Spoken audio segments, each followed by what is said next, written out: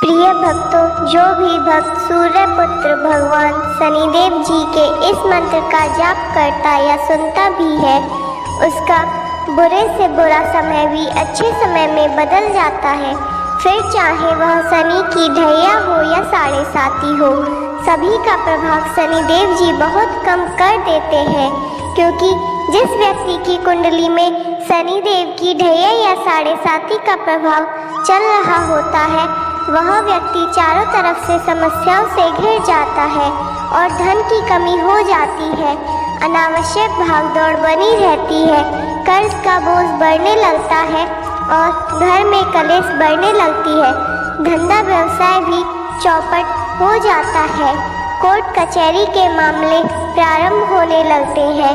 प्रतिदिन नई नई बीमारी उत्पन्न होने लगती है। मनुष्य मानसिक, शारीरिक व आर्थिक रूप से बहुत परेशान हो जाता है। कभी कभी तो जिस व्यक्ति के ऊपर शनिदेव की ढैया या साढ़े साती का प्रभाव होता है, वह व्यक्ति मृत्यु तक को प्राप्त हो जाता है। यदि आप भविष्य में इन सभी से बचना चाहते हैं तो प्रत्येक शनिवार को शनिदेव जी के इस मंत्र का जाप अवश्य करना चाहिए। मित्रों, शनिदेव का यह मंत्र अत्यंत ही सरल है। कोई भी भक्त इस मंत्र का जप कर सकता है। मित्रों, इस मंत्र को जानने से पहले अगर आप भी शनिदेव जी की कृपा पाना चाहते हैं तो इस वीडियो को दिल से एक लाइक अवश्य करें और ऐसी ही वीडियो देखने के लिए हमारे भक्ति चैनल को सब्सक्राइब कर बेल आइकन दबा दें और कमेंट में जय शनिदेव महाराज लिखना न भूलें। तो मित्रों, मंत्र कुछ इस प्रकार है। ओम नीलांजनम समाभासम रविपुत्रम यमाग्रजम छायामार्तंड संभुतम तम नमामि शनैश्चरम। ओम नीलांजनम समाभासम रविपुत्रम यमाग्रजम छायामार्तंड संभुतम तम नमामि शनैश्चरम। ओम नीलांजनम समाभासम रविपुत्रम यमाग्रजम छायामार्तंड संभुतम तम नमामि शनैश्चरम। ओम नीलांजनम समाभासम रविपुत्रम यमाग्रजम छायामार्तंड संभुतम तम नमामि शनैश्चरम। ओम नीलांजनम समाभासम रविपुत्रम यमाग्रजम छायामार्तंड संभुतम तम नमामि शनैश्चरम। ओम नीलांजनम समाभासम रविपुत्रम यमाग्रजम छायामार्तंड संभुतम तम नमामि शनैश्चरम।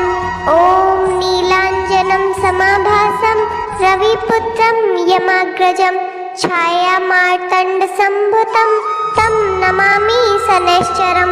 ओम नीलांजनम समाभासम रविपुत्रम यमाग्रजम छायामार्तंड संभुतम तम नमामि शनैश्चरम। ओम नीलांजनम समाभासम रविपुत्रम यमाग्रजम छायामार्तंड संभुतम तम नमामि शनैश्चरम। ओम नीलांजनम समाभासम रविपुत्रम यमाग्रजम छायामार्तंड संभुतम तम नमामि शनैश्चरम। ओम नीलांजनम समाभासम रविपुत्रम यमाग्रजम छायामार्तंड संभुतम तम नमामि शनैश्चरम। ओम नीलांजनम समाभासम रविपुत्रम यमाग्रजम छायामार्तंड संभुतम तम नमामि शनैश्चरम। ओम नीलांजनम समाभासम रविपुत्रम यमाग्रजम छायामार्तंड संभुतम तम नमामि शनैश्चरम। ओम नीलांजनम समाभासम रविपुत्रम यमाग्रजम छायामार्तंड संभुतम तम नमामि शनैश्चरम। ओम नीलांजनम समाभासम रविपुत्रम यमाग्रजम छायामार्तंड संभुतम तम नमामि शनैश्चरम। ओम नीलांजनम समाभासम रविपुत्रम यमाग्रजम छायामार्तंड संभुतम तं नमामि शनैश्चरम्। ॐ नीलाञ्जनं समाभासं रविपुत्रं यमाग्रजं छायामार्तण्डसम्भुतं तं नमामि शनैश्चरम्। ॐ नीलाञ्जनं समाभासं रविपुत्रं यमाग्रजं छायामार्तण्डसम्भुतं तं नमामि शनैश्चरम्। ॐ नीलाञ्जनं समाभासं रविपुत्रं यमाग्रजं छायामार्तण्डसम्भुतं तं नमामि शनैश्चरम्। ॐ नीलाञ्जनं समाभासं रविपुत्रं यमाग्रजं छायामार्तण्डसम्भुतं तं नमामि शनैश्चरम्। ॐ नीलाञ्जनं समाभासं रविपुत्रं यमाग्रजं छायामार्तण्डसम्भुतं तं नमामि शनैश्चरम्। ॐ नीलाञ्जनं समाभासं रविपुत्रं यमाग्रजं छायामार्तण्डसम्भुतं तं नमामि शनैश्चरम्। ॐ नीलाञ्जनं समाभासं रविपुत्रं यमाग्रजं छायामार्तण्डसम्भुतं तं नमामि शनैश्चरम्। ॐ नीलाञ्जनं समाभासं रविपुत्रं यमाग्रजं छायामार्तण्डसम्भुतं तं नमामि शनैश्चरम्।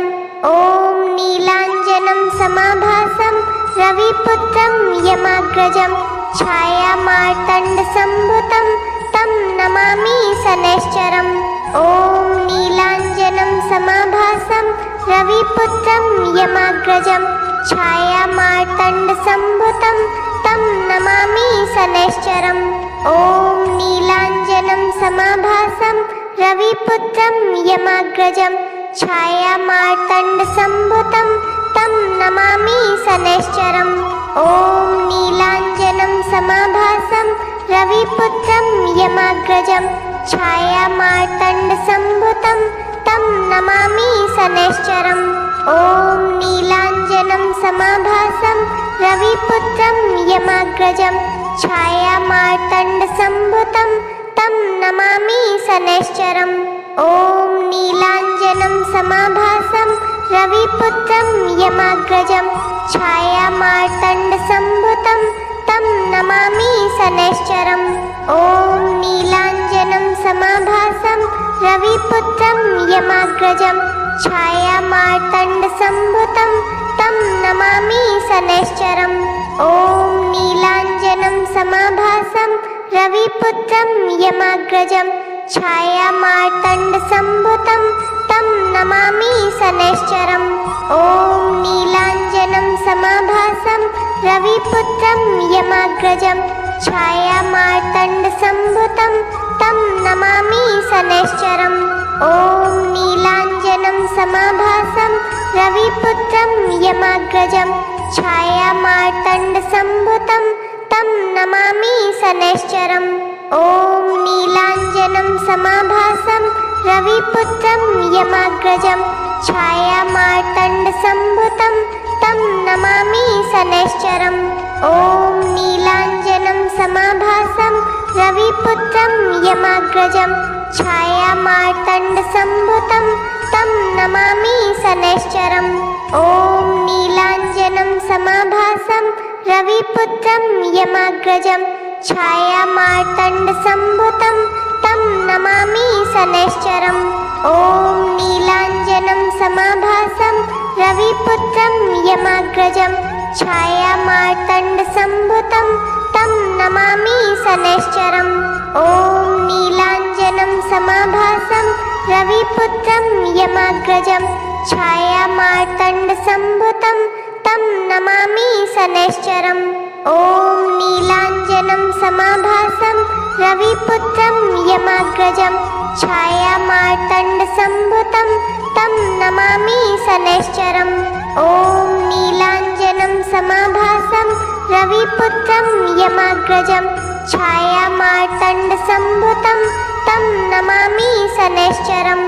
ॐ नीलाञ्जनं समाभासं रविपुत्रं यमाग्रजं छायामार्तण्डसम्भुतं तं तं नमामि शनैश्चरम् ॐ नीलाञ्जनं समाभासं रविपुत्रं यमाग्रजं छायामार्तण्डसम्भुतं तं नमामि शनैश्चरम् ॐ नीलाञ्जनं समाभासं रविपुत्रं यमाग्रजं छायामार्तण्डसम्भुतं तं नमामि शनैश्चरम् ॐ नीलाञ्जनं समाभासं रविपुत्रं यमाग्रजं छायामार्तण्डसम्भुतं तं नमामि शनैश्चरम् ॐ नीलाञ्जनं समाभासं रविपुत्रं यमाग्रजं छायामार्तण्डसम्भुतं तं नमामि शनैश्चरम् ॐ नीलाञ्जनं समाभासं रविपुत्रं यमाग्रजं छायामार्तण्डसम्भुतं तं नमामि शनैश्चरम् ॐ नीलाञ्जनं समाभासं रविपुत्रं यमाग्रजं छायामार्तण्डसम्भुतं तं नमामि शनैश्चरम् ॐ नीलाञ्जनं समाभासं रविपुत्रं यमाग्रजं छायामार्तण्डसम्भुतं तं नमामि शनैश्चरम् ॐ नीलाञ्जनं समाभासं रविपुत्रं यमाग्रजं छायामार्तण्डसम्भुतं तं नमामि शनैश्चरम् ॐ नीलाञ्जनं समाभासं रविपुत्रं यमाग्रजं छायामार्तण्डसम्भुतं तं नमामि शनैश्चरम् ॐ नीलाञ्जनं समाभासं रविपुत्रं यमाग्रजं छायामार्तण्डसम्भुतं तं नमामि शनैश्चरम् ॐ नीलाञ्जनं समाभासं रविपुत्रं यमाग्रजं छायामार्तण्डसम्भुतं तं नमामि शनैश्चरम् ॐ नीलाञ्जनं समाभासं रविपुत्रं यमाग्रजं छायामार्तण्डसम्भुतं तं नमामि शनैश्चरम् ॐ नीलाञ्जनं समाभासं रविपुत्रं यमाग्रजं छायामार्तण्डसम्भुतं तं नमामि शनैश्चरम् ॐ नीलाञ्जनं समाभासं रविपुत्रं यमाग्रजं छायामार्तण्डसम्भुतं तं नमामि शनैश्चरम् ॐ नीलाञ्जनं समाभासं रविपुत्रं यमाग्रजं छायामार्तण्डसम्भुतं तं नमामि शनैश्चरम् ॐ नीलाञ्जनं समाभासं रविपुत्रं यमाग्रजं छायामार्तण्डसम्भुतं तं नमामि शनैश्चरम् ॐ नीलाञ्जनं समाभासं रविपुत्रं यमाग्रजं छायामार्तण्डसम्भुतं तं नमामि शनैश्चरम् ॐ नीलाञ्जनं समाभासं रविपुत्रं यमाग्रजं छायामार्तण्डसम्भुतं तं नमामि शनैश्चरम् ॐ नीलाञ्जनं समाभासं रविपुत्रं यमाग्रजं छायामार्तण्डसम्भुतं तं नमामि शनैश्चरम् ॐ नीलाञ्जनं समाभासं रविपुत्रं यमाग्रजं छायामार्तण्डसम्भुतं तं नमामि शनैश्चरम् ॐ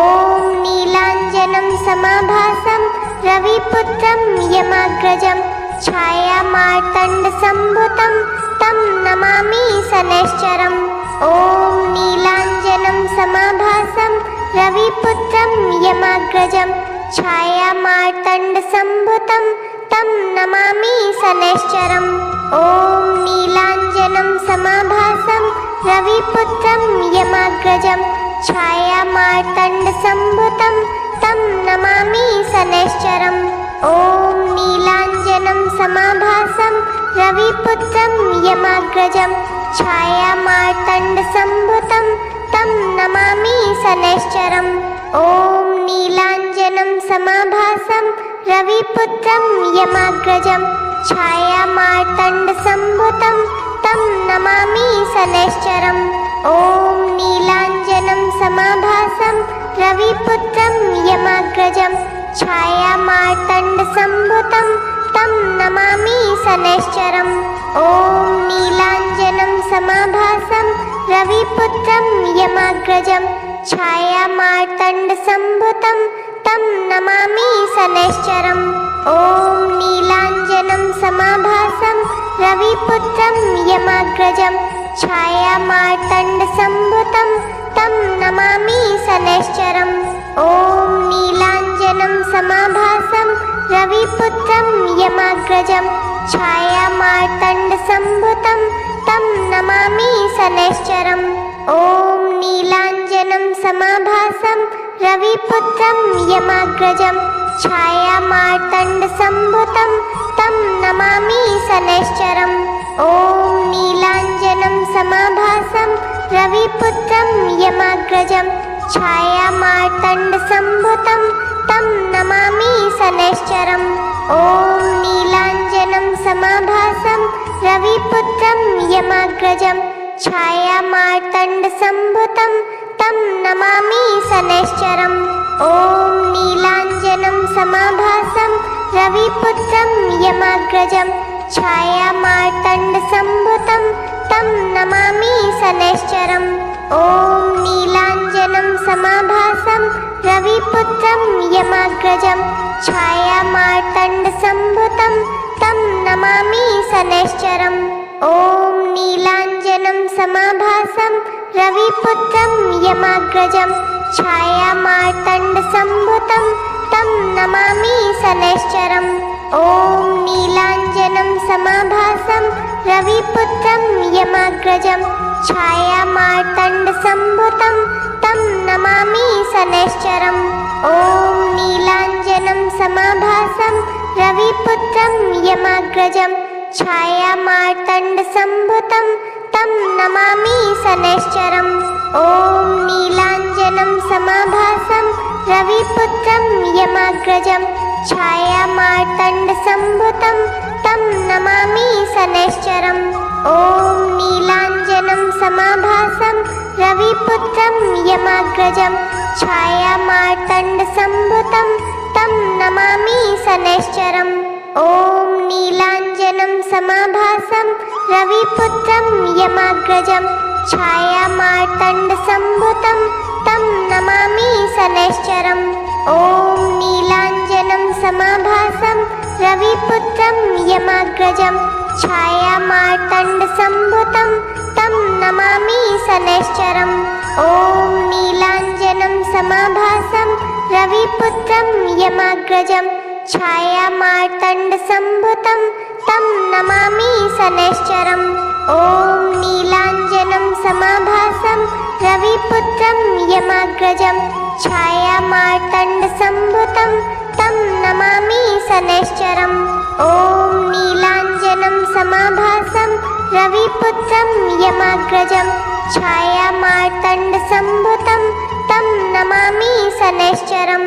ॐ नीलाञ्जनं समाभासं रविपुत्रं यमाग्रजं छायामार्तण्डसम्भुतं तं नमामि शनैश्चरम्।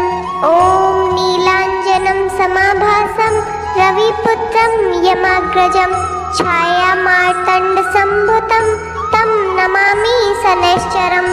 ॐ नीलाञ्जनं समाभासं रविपुत्रं यमाग्रजं छायामार्तण्डसम्भुतं तं नमामि शनैश्चरम्। ॐ नीलाञ्जनं समाभासं रविपुत्रं यमाग्रजं छायामार्तण्डसम्भुतं तं नमामि शनैश्चरम्।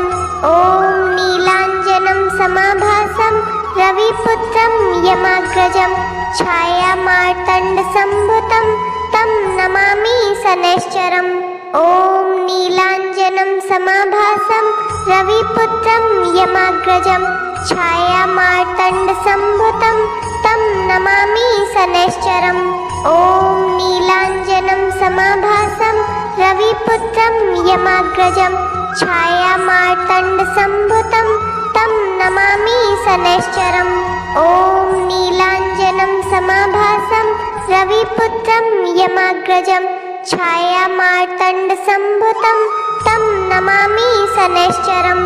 ॐ नीलाञ्जनं समाभासं रविपुत्रं यमाग्रजं छायामार्तण्डसम्भुतं तं नमामि शनैश्चरम् ॐ नीलाञ्जनं समाभासं रविपुत्रं यमाग्रजं छायामार्तण्डसम्भुतं तं नमामि शनैश्चरम् ॐ नीलाञ्जनं समाभासं रविपुत्रं यमाग्रजं छायामार्तण्डसम्भुतं तं नमामि शनैश्चरम् ॐ नीलाञ्जनं समाभासं रविपुत्रं यमाग्रजं छायामार्तण्डसम्भुतं तं नमामि शनैश्चरम् ॐ नीलाञ्जनं समाभासं रविपुत्रं यमाग्रजं छायामार्तण्डसम्भुतं तं नमामि शनैश्चरम् ॐ नीलाञ्जनं समाभासं रविपुत्रं यमाग्रजं छायामार्तण्डसम्भुतं तं नमामि शनैश्चरम् ॐ नीलाञ्जनं समाभासं रविपुत्रं यमाग्रजं छायामार्तण्डसम्भुतं तं नमामि शनैश्चरम् ॐ नीलाञ्जनं समाभासं रविपुत्रं यमाग्रजं छायामार्तण्डसम्भुतं तं नमामि शनैश्चरम् ॐ नीलाञ्जनं समाभासं रविपुत्रं यमाग्रजं छायामार्तण्डसम्भुतं तं नमामि शनैश्चरम् ॐ नीलाञ्जनं समाभासं रविपुत्रं यमाग्रजं छायामार्तण्डसम्भुतं तं नमामि शनैश्चरम् ॐ नीलाञ्जनं समाभासं रविपुत्रं यमाग्रजं